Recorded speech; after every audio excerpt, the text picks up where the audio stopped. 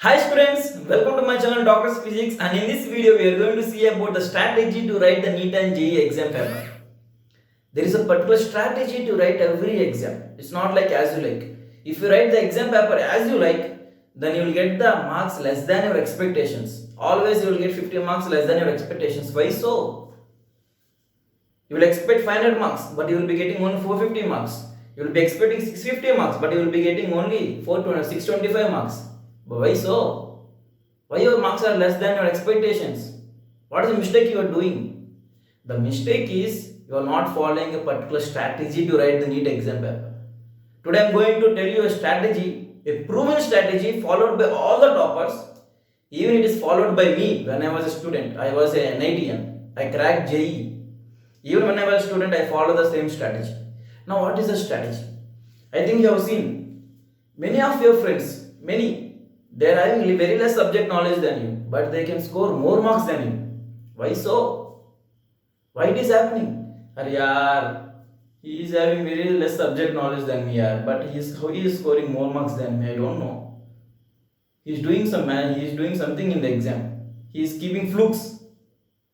Who bothers? Whether he is giving flukes or he is doing by himself, who knows? But the matter is whether you are getting marks in the exam or not finally. That is the point. Now, how to write the exam paper? Now, see here. First, we will see for the NEET, then we will go for the JEE Mains. Follow this strategy. You have to practice this strategy. One of the proven strategy. If you follow this, your marks will be increased by 50 to 100 marks easily than your expectations. Now, how to solve that exam? See here. Usually, we know physics, chemistry, botany, and zoology. These are the four subjects present in NEET exam.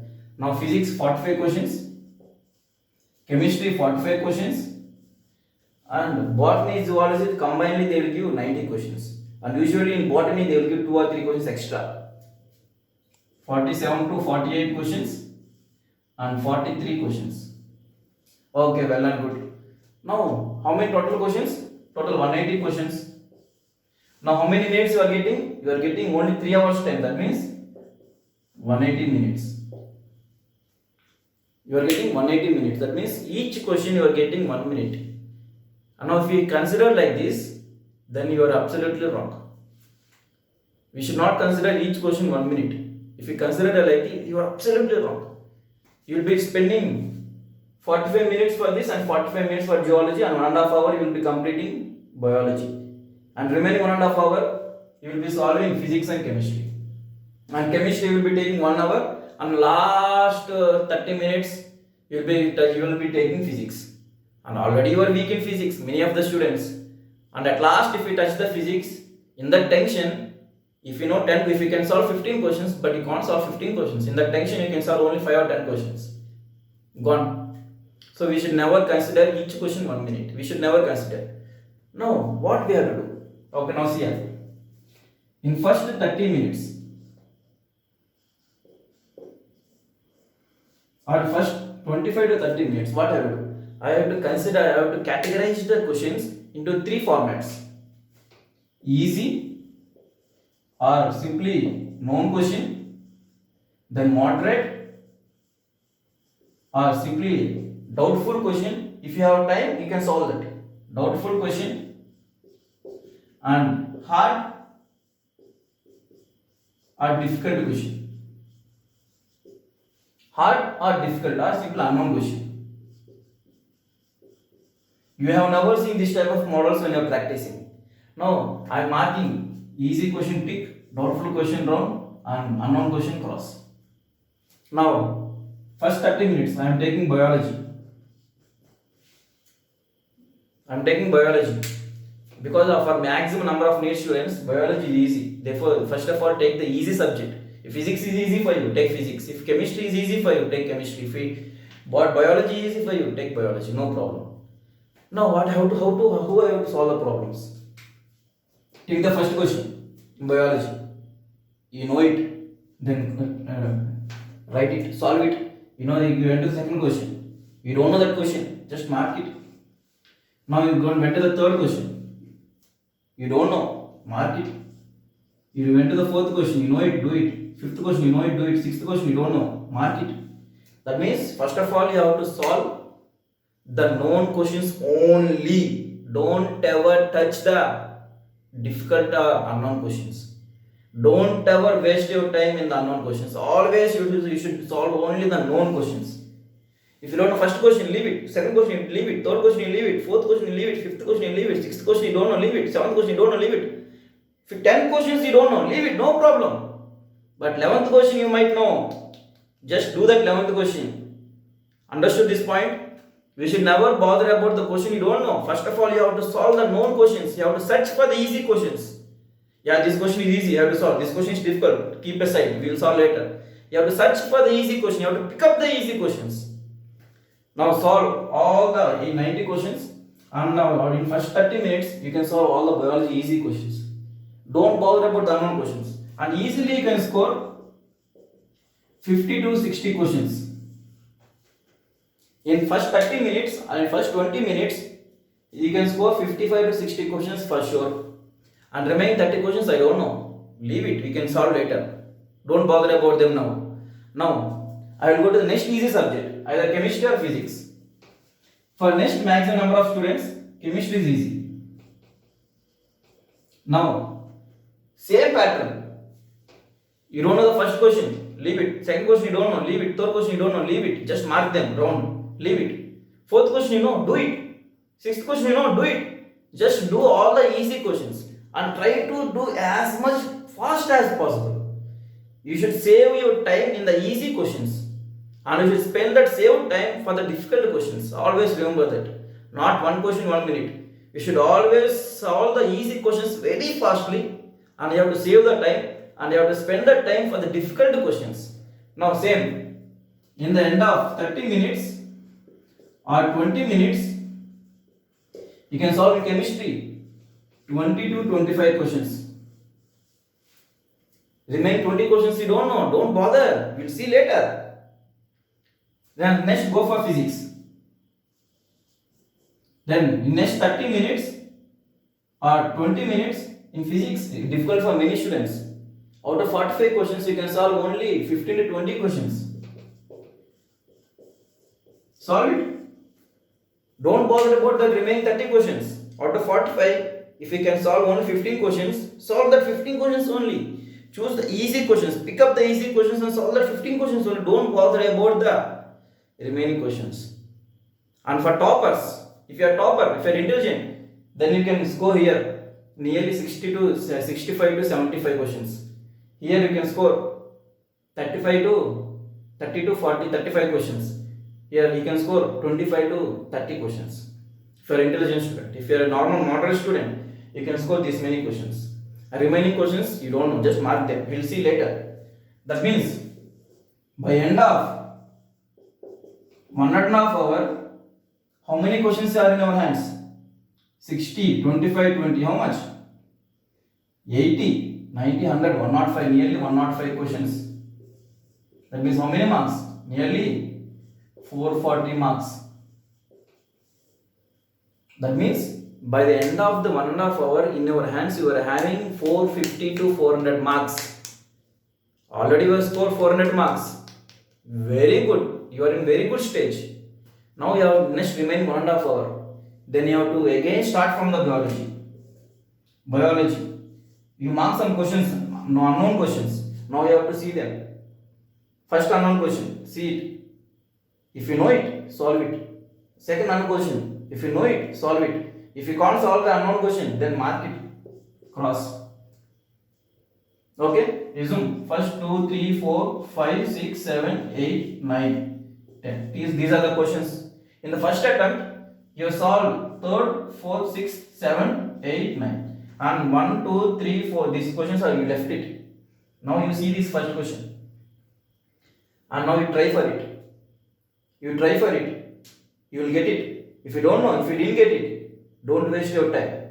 Just cross it. Go to second question. So try it.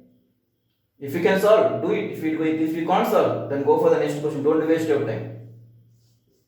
Then fourth question. Yeah, you got it. Keep it tick. Fifth question, you got it. Keep it tick. Seventh question, you got it. Keep it tick.